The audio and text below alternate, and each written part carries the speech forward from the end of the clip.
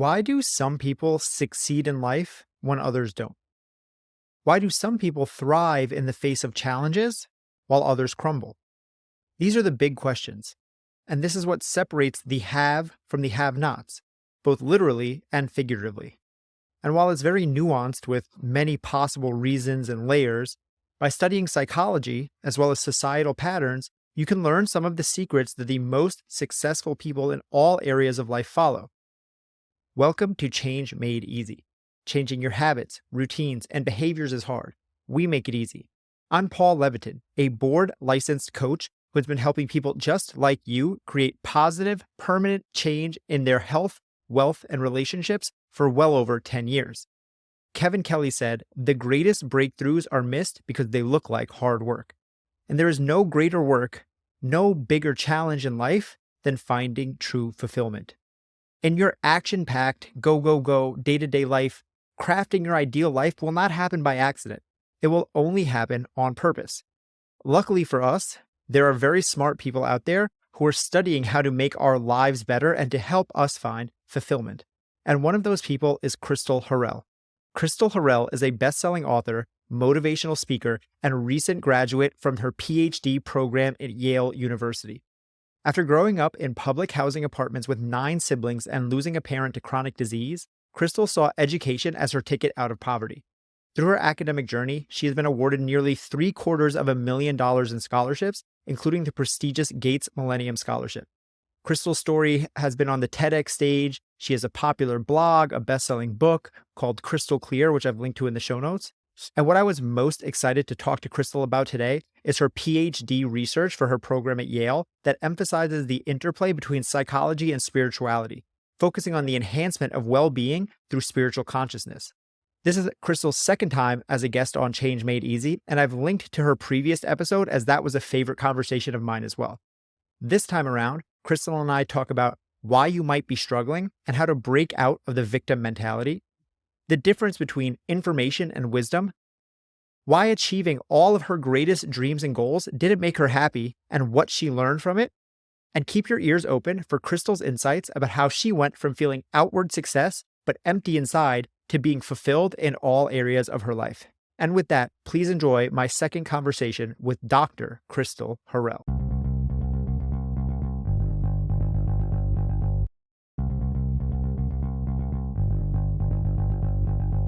What is personal leadership? Coming in strong with the first question. Personal leadership. I haven't looked at a definition of personal leadership, so I wouldn't be able to give you the book definition, but what personal leadership means to me is basically taking responsibility for who you are and how you show up in this world, and understanding that you're 100% responsible for the way that you react and respond to it. I'm much more interested in your definition than the textbook definition. Okay.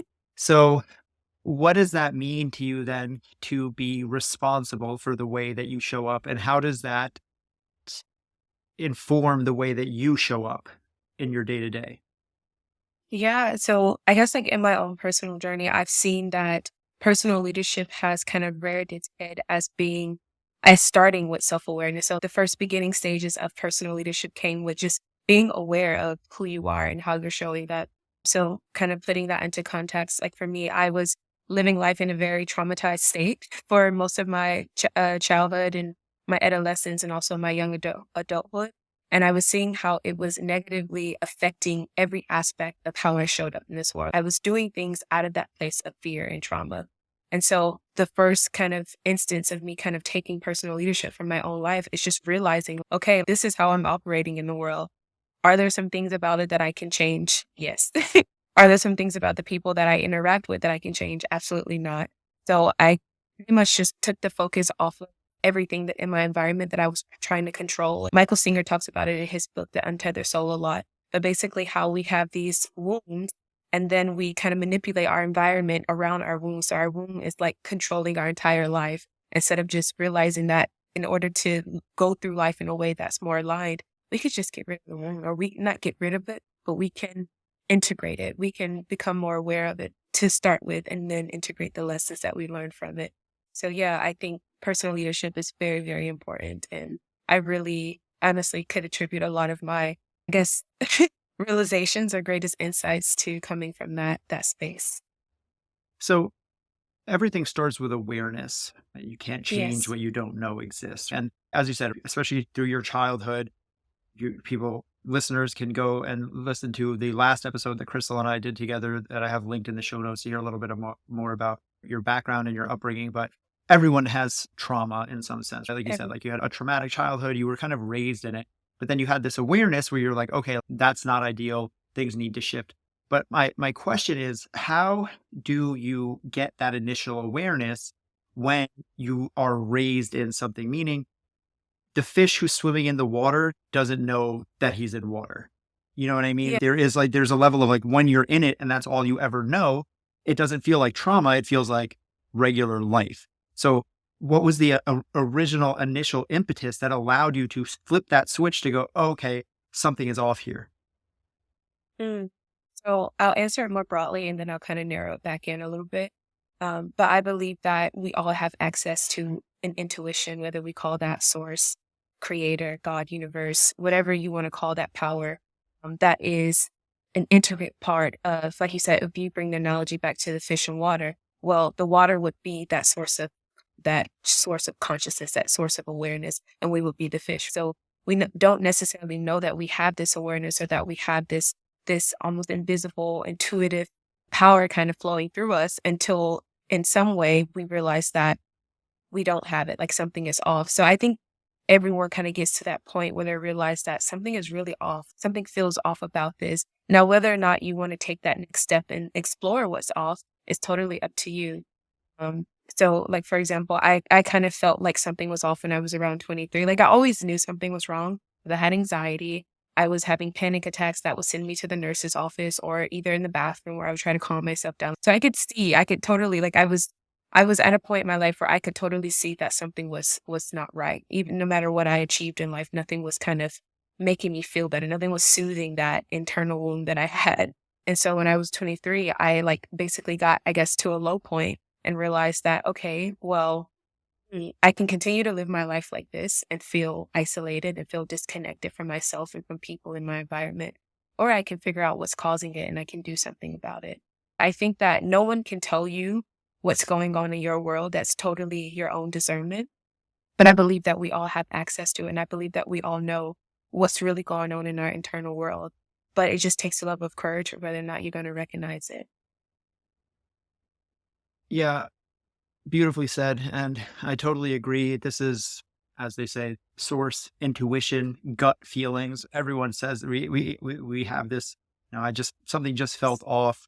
Something just felt bad. And you said it's a level of trust and a level of courage to be able to say, something is not right with this.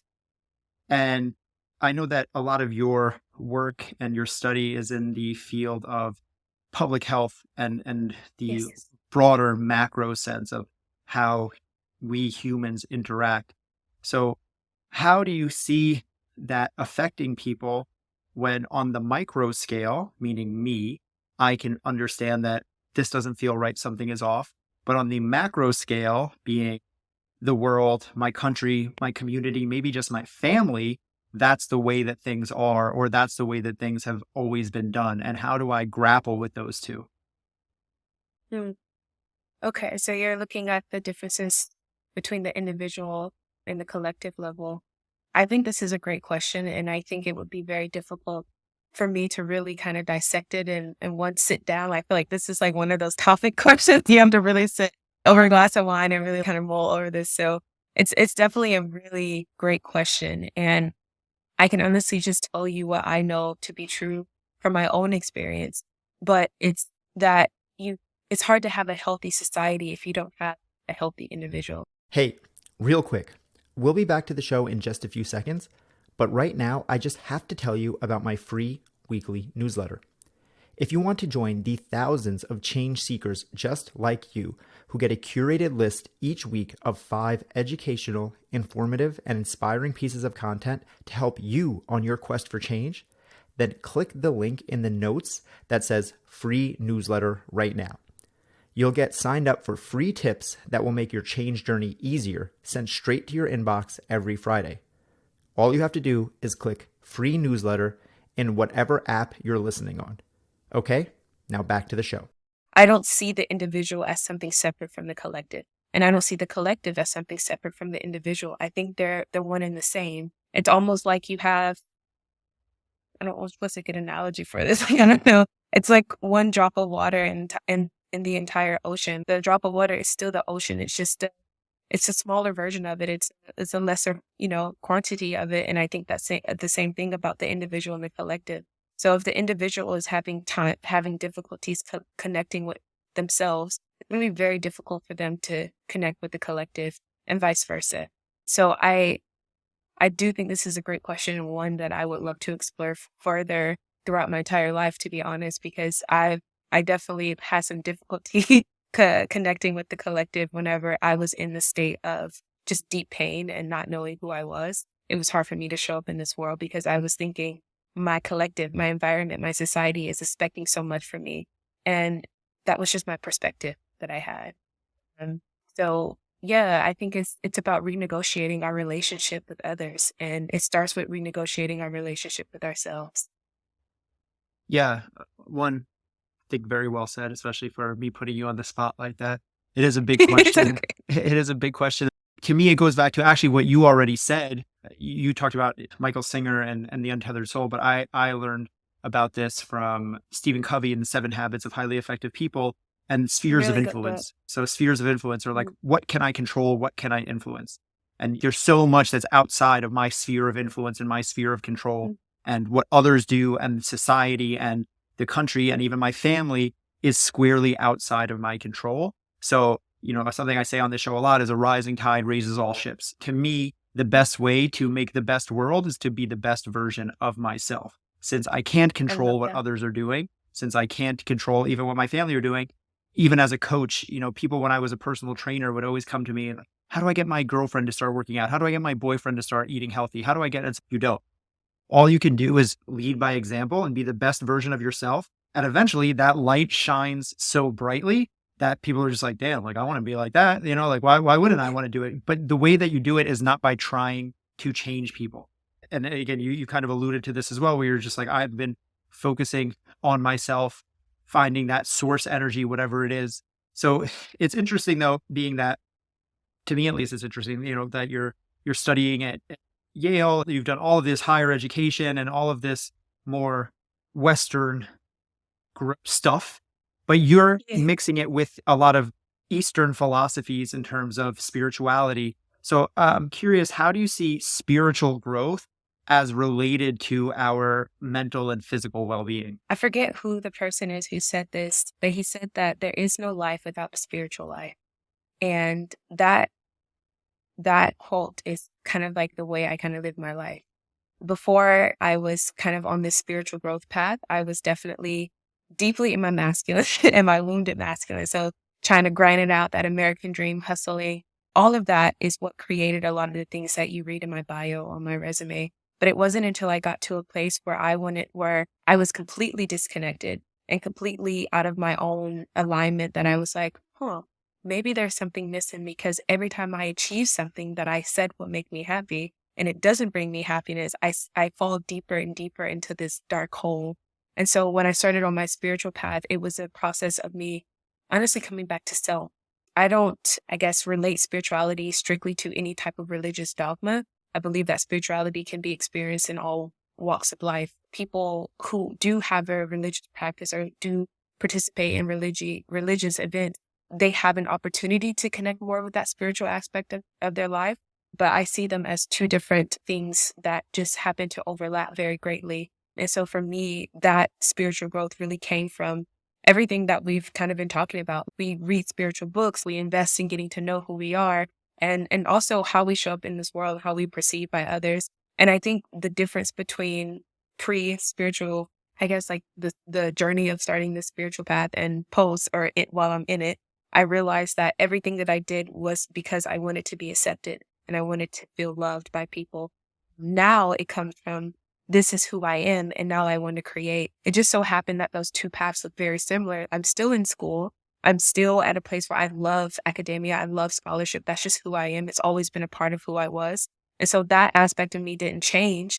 It's just now I have a different relationship with it. And I have a different relationship with myself and with life.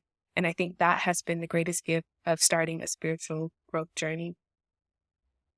Something you mentioned just now as you're talking is that part of this shift was as you were accomplishing goals, as you said, your bio speaks for itself. You're getting scholarships, you're getting degrees, you're amassing all of this stuff. You wrote a book, you have all of this outward success. And as you're achieving milestone after milestone after milestone, you're like, wasn't this supposed to make me happy? Wasn't this supposed to be the things that I was supposed to like? Everything, like, when I write the book, then Right. everything's going to be different. When I get the degree, then Right. everything's going to be different. But you found that it wasn't. So I'm curious, what was that like? In either in an individual moment or in the macro sense of being like, it takes a lot of, I don't know, I don't know what the word I'm looking for is, where it's like, again, the thing that you thought, or everything, the finish line that you were racing towards, you didn't Right. get the result. And what was the mental chatter in your head? What was the self-talk like when that happened, when the floor kind of falls out from under you, because you're like, everything that I've been working towards to get to the peak of this mountain, and now I got to the peak of the mountain and it's not what I thought it was. Wow, great question. And the first thing that came up, Paul, honestly, was just emptiness. I felt totally empty. And what sucked, I felt even more empty than before. Because before I had something that I kept kind of holding on to and grasping at and saying, this is it, this is the one. And then after you achieve that and it's no longer there, you feel empty because you're like, okay, now what is there to hold on to? So I'm not gonna sit here and talk about it as if I wasn't completely, like, I was definitely very grateful for those things because they gave me a platform and they gave me a way to kind of show what does happen when you hustle and you work hard on something that is coming from a place of fear, coming from a place of trying to get people to see you and to love you and to win acceptance from people. So I'm glad that I went through that because now I can share the lessons that I've learned with others. But at the same time, I'm very glad for this state where I am now because it feels so much better. Life feels sweeter knowing that anything that I create, anything that I accomplish is because of just who I am. And I don't have to use it in order to get something. I can create because I'm giving something. This is a part of who I am. So I think that that shift in identity with the accomplishment is what had the biggest effect on the entire journey. Like I said, I'm still doing the same thing. I'm still in school. I'm still writing books. I'm still speaking, and like it means so much more now. And I think that has been one of the greatest gifts. Well, yeah, I mean, that one is super important, I think, for listeners to understand. It's Yeah. like, what you are doing did not change. It is the mindset around which that you bring to it. It's like, I'm doing the same stuff theoretically, but who I am as I'm doing it is completely different.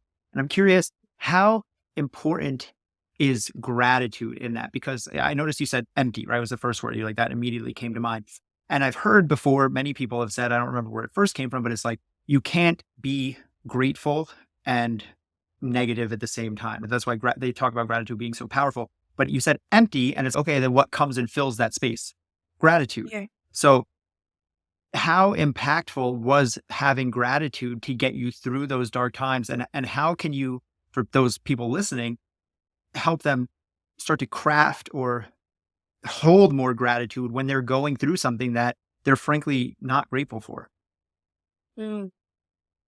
Wow, we hear so much about gratitude, especially like during times like this. And especially, I think I hear probably someone mention a gratitude journal every other week, every week. So it's definitely very important. I will honestly say that I don't think that I exercise enough gratitude in my life, but I think it's one of the most essential things because, like you said, it's difficult to be grateful or to have gratitude and feel disconnected and to be unhappy. It really is. But the greatest kind of gratitude practices is honestly just sitting down and kind of sitting with where you are in life and realizing that, like for me, it came from realizing that nothing in my immediate environment, once I got to a place of acceptance and well-being, nothing was trying to hurt me. And everything that I used to worry about or stress about, it never happened. It never happened. Think about a lot of the things that we worry about. How often do those things actually happen? And then we can create some very detrimental, just terrible situations in our minds. And most of the time it happens the way that we worry about or that we fret about.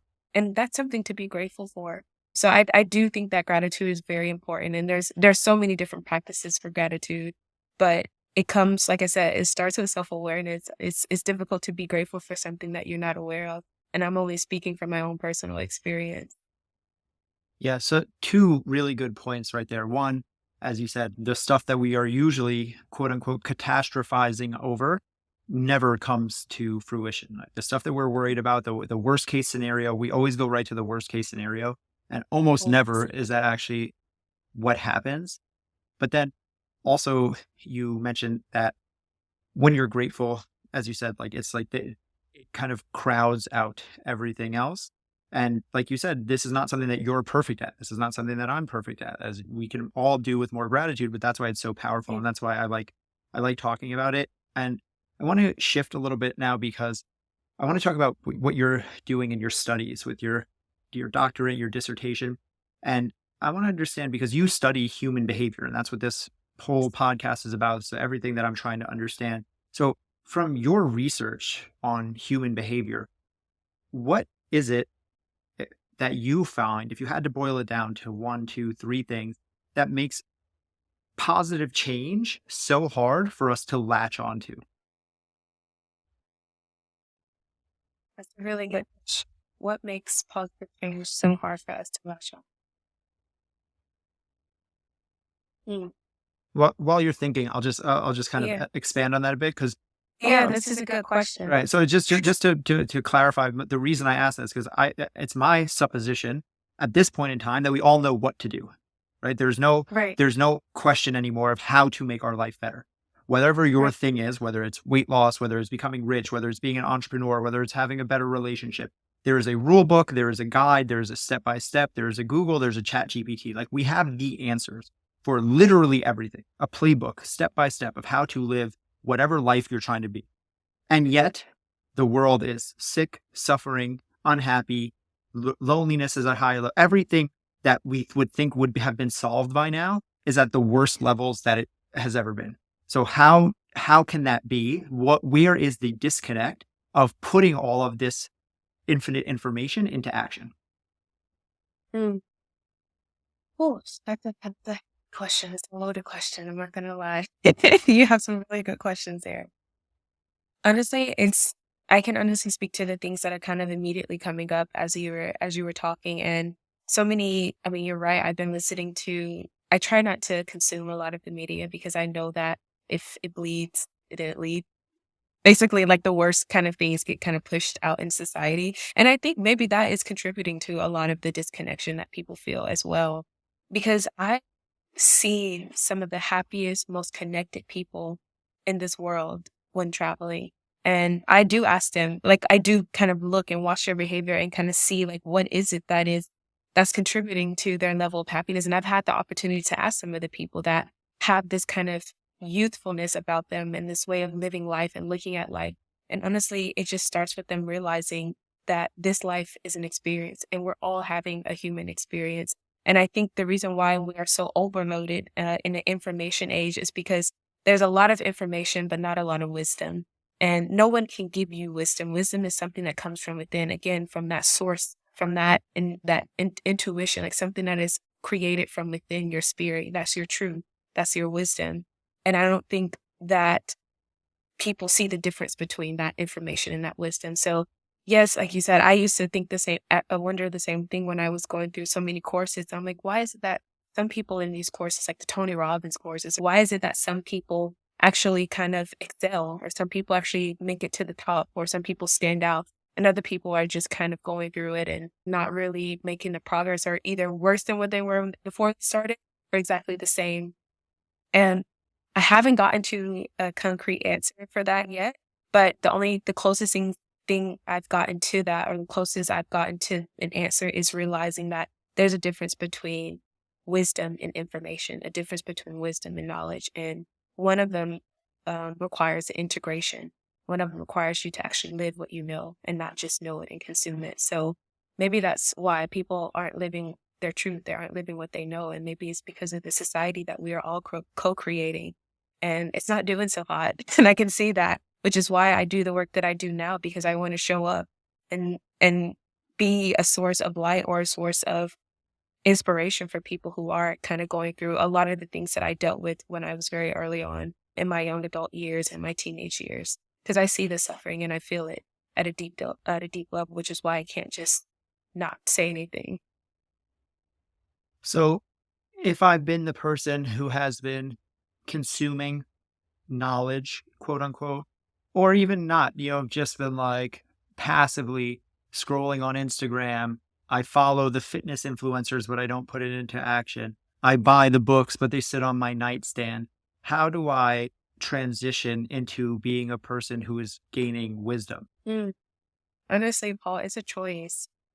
And it starts with, like I said, something that has to come from within. Like no one in this entire world can make you be something or do something that you do not want to do. I'm one of 10 and I'm number 7. So I'm at the bottom of the pack, the end of the pack. And so I watched my siblings growing up, and I learned very early on in life that people will do exactly what they want to do. So whether this person who is consuming, which I don't think the people that listen to your podcast are that type of people anyway, so maybe this won't be of any help to them. I feel like they're all kind of self-actualized and really working on themselves and want to make a change. But if someone is listening who is still kind of sitting on the fence about it and they're not sure how to or where to start, it starts with a choice, and it starts with you recognizing that you have way more control over who you are than you think. You have way more control over how you show up in this world as you think. But it just starts with the choice, whether or not you're going to continue to live life from a victim mentality or living life from a mentality that is not serving you, or you're going to make that choice to figure out, this is the day where I start the integration. I realize that even you can kind of get on this hamster wheel of like personal development and personal growth, even for people who are actually doing the work. Like you start to get to a place where you're like, heard this before, I know this. And not saying that out of a place of ego or a place of arrogance. It's almost like everything that you need to be who you are is already inside of you. And that was something I had to realize. And I realized that when I was writing my first book, Crystal Clear, I was like, this stuff has already been here. It's always been a part of me. I just wasn't awake to it. I wasn't aware of it because I was so blinded by my trauma or so blinded by the things that kept me so in the dark about everything in my life and about who I was. So that's a good question. And I wish there was a way to say, do this, do this, do this, and then your life will be better. But it's never that black and white, unfortunately. But I do know that it starts with a personal choice. And that's something that no one can make for you. Yeah, 100%. It all starts with a decision to act. And exactly, that is the paradox of all of this. We have all of the answers in the world, and yet there is no A, B, C solution of just follow these exact plans and everything will work out for you. And I think that is almost the most frustrating part, because we do have literally all of the information. We do have all of the plans. And even if you had a plan, you could follow it. And that doesn't mean that that is going to actually work for you. I come back to diet and exercise a lot as an analogy, just because I did that for a long time and people usually understand it. But if I give 100 people the same workout routine, and even if all 100 people do it, which obviously most of them won't, but even if all 100 people did the exact same workout routine for 6 months or a year, they would get different results. So it's not even to the extent, like you could all follow the exact same blueprint and it won't work out like that. And that's why, going back to what you've been talking about this whole time, of going inward is then the correct answer, because if nothing outwardly can answer that for you, if even following the plan isn't guaranteed to get you there, then following your own intuition, following the universe, following the source, whatever it seems to me as the only logical answer. And again, when we start talking about those big, like the universe, the source, it's kind of like we're getting a little bit out there again, which is why I love what you're doing with your research. And I know that you just successfully defended your dissertation.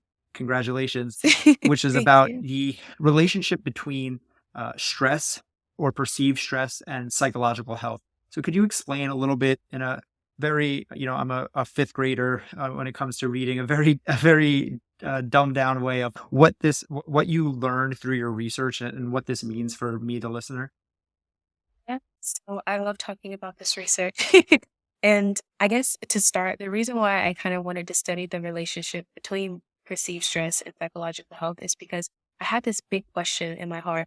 And it was basically, why do some people succeed in life? And why do some people not succeed? Or why do some people thrive in the face of challenges and others crumble? What is it within that kind of dynamic that makes it so different for so many different people.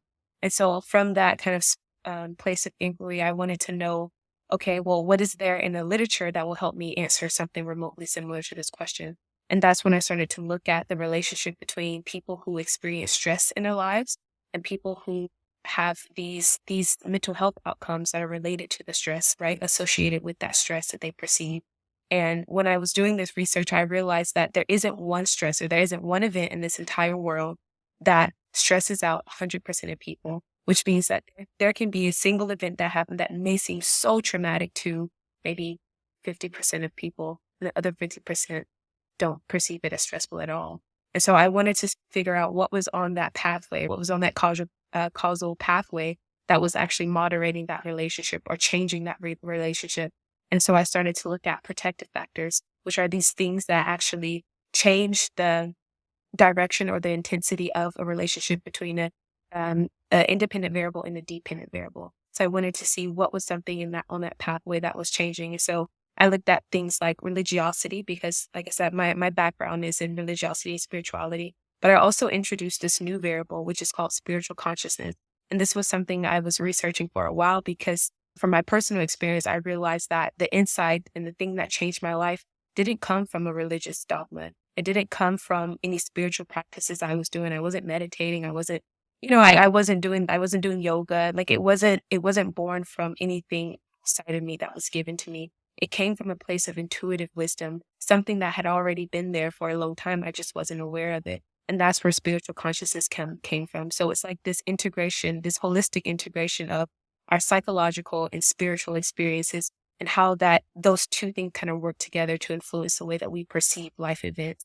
And so I looked at that relationship, and that's when I started to realize that, okay, people who do have these aspects of awareness or spirituality or even religiosity, people who have some type of buffering effect between stress and health actually do better. So they report lower levels of anxiety, lower levels of depression, and better levels of psychological well-being. So it's interesting to see that the research that I was doing fits perfectly into what we've already known. Like religiosity and spirituality research has been going on extensively for at least the past 2 decades.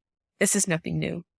But with spiritual consciousness, I wanted to see, was there something beyond the religious or spiritual aspects that maybe more people can be, attuned to, like more people would kind of feel more open to. And the reason why is because sometimes religiosity and spirituality can have negative effects. Not so much spirituality, but religiosity for sure, because there's so many expectations from some religious communities. And so a lot of people feel that pressure to be a certain way within these religious communities. But like I said, with spiritual consciousness, it's very early on in the research, but I can't really see any situations where it would harm someone's mental health. So yeah, I just really want to see where this goes and really take it a step further to maybe do focus groups and talk to young adults and say, what is it that you believe about life that is helping you live life in a certain way where you actually have health and well-being? Or talk to some young adults and say, what is it that is your biggest stressors right now in life? And I'm pretty sure it's very consistent with what's in the literature, but I would really like to sit down and talk to kind of like groups of young adults and see what's really going on. Super interesting. And I can't wait for that book to come out as well. And what's interesting to me is, as you said, kind of right in the beginning, is that really just made my eyes pop. There's no one thing that is stressful to 100% of the population. And that to me was just obvious when you say it, but that's 100% true. The most stressful thing for me might not be stressful for you. And then does that mean that I have control over this? Does that mean that if something stresses me out, but it doesn't stress you out, is your research alluding to or giving us a route to then shift from person A to person B where I can step back or release that stress so I can have more control over it? Is that the direction you're going? Yes, that's exactly the direction that I'm going. Because I think that there's something within a group of people who maybe have a different relationship with these quote unquote stressors that we may be able to teach others. And like I said, a lot of this was born kind of out of my own personal experience of being in the same environment, but having a totally different experience after I experienced that shift, that spiritual or mental, or whatever you want to call it shift, but something shifted. And I want to know, is this something we can track? Is this something we can map? Is this something we can study? And then after that, is this something that we can teach to others? kindergarten, actually teaching students before the age of 5 was actually a program at first. It was a research program. And then once they saw the effects of it, the long-term effects of teaching children at an earlier age, they kept it on, and now it's a part of our K through 12 type thing. But before it was just a research program. So it's kind of like that. Is there something that we can create that is just a supplement to our current curriculum that we have that can just help students thrive? Because like I said, I see a lot of students, I'm in it, and then I also see it because I work with students and I see a lot of the things that they're going through. And I want to know if there's something that we can create that could actually help them perceive the events that's happening in their life as something that you may not have control over, but you 100% have control over how you respond to life or over how you perceive certain things that happen in your life. It's interesting as you're talking, you're like, this came from my own lived experience, as you said, when I had that mindset shift and none of my external factors changed, but everything somehow changed. But as you're saying that, when you said from my lived experience, what I thought you were going to say was coming from being one of 10 children, being that we were all raised in the same environment. That's a perfect case study right there. It's 10 True. different kids being raised in the same environment, but having vastly Totally different outcomes. So obviously, before your spiritual awakening, this was somehow inside of you because you did go left when everyone else went right. So I'm curious, what were the things that you maybe remember from like earlier in your childhood or in your adolescence where you felt in this way that you're like, okay, I have more agency or more control or something like that? Wow, this is a very intuitive question. I feel like you're right. Like it's always been there. And that kind of goes back to what we talked about before. Wisdom it's always there for us. It's just waiting for us to recognize it. It's those things that we need to live a healthy and happy life. They're there for us. It's just sometimes they're lying dormant within. And because we're not aware, we're not attuned to who we really are yet. But I do have faith that more people are waking up to their own truth and their own reality. But I guess there's always been this intuitive kind of knowing from within, from God, from source, from universe, whatever, you want to call that invisible force. But there's always been this knowing, this internal knowing that I could create a life that was totally different than what I saw in front of me. And I think it kind of goes back to having this I had a very expansive imagination, even though I was one of 10 and we were living in a 4-bedroom house and we struggled financially, but we had a lot of love in our home. And we were at peace before the death of my father. Like we honestly had a really good childhood. And I'm just realizing that more and more as I get older, that we were very blessed in our childhood, even though we didn't always have, and we were in government housing, but we had a lot of love, and that was priceless. But I felt that there was something else. And that vision only got stronger as I got older, and I started to see other people who came from practically nothing, people like Les Brown, people like Lisa Nichols. Like I was literally studying the lives of all these people who created something really big in their life and for other people as well. And I wanted to know, what is it? What are the steps that they took? What is the mindset that they had? And the mindset was the biggest part of their journey. So even though all their journeys were completely different, they all had a very similar mindset. They had a vision for their life, and nothing was going to stand in their way of manifesting that vision. Yeah, it's beautifully said. Last few questions that I have to start to wrap up here. And you kind of gone a little bit into this, but what is the change that you want to see in the world? I would love to see more people awaken to their own truth, more people standing in their own power and living a life that is true to them. I think with social media, so much is influencing the way that we react to life and the way that we perceive life. And I do believe that social media has a very positive aspect to it, like getting messages like yours out, getting messages of hope and inspiration out. There's also a flip side of that. And it's that it's creating a society that is not very healthy and it's not very self-actualized. And so I would love to see more people awaken to their true power. And like I said, that starts with a choice, an individual choice, and it influences the collective at a way that we can't even describe yet, but it really does. I mean, yeah, the world would be a better place. I totally agree with that. So then what is one action step that you can leave listeners with right now today that they can take to make that change easier? Action step. This is hard for me to say, but it's honestly the first thing that came up. But I really definitely push the aspect of reading more. Because books, Jim Rohn said a book can take you 5 years. Like you're reading and you're consuming something that someone has took a lifetime to learn, and you're reading it in 2, 4 hours. Like it's something that really can save your life. And I've heard so many success stories of people who came from nothing and created something, who said that this book, they read a book that changed their lives, or this book changed my life, or I read this book and it made me think about life in this way. So if you can, even if you're not a reader, if you feel like, oh, I don't like reading, I don't like books, there's audiobooks, there's so many different things. I would just say pick up a book that had the end result of what the author is promising you is something that you really feel like you need to work on in your life.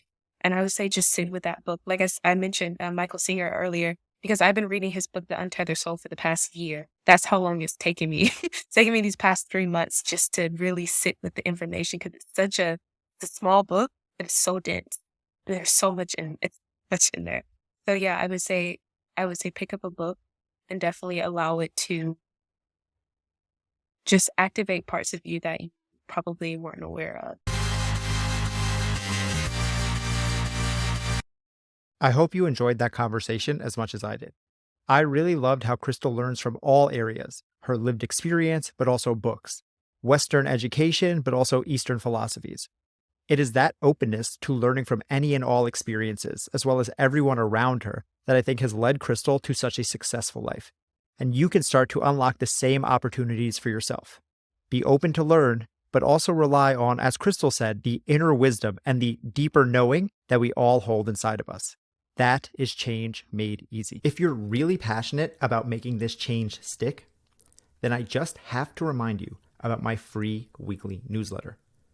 Don't miss out on joining the thousands of change seekers just like you who get a curated list each week of 5 educational, informative, and inspiring pieces of content that will help you on your quest for change.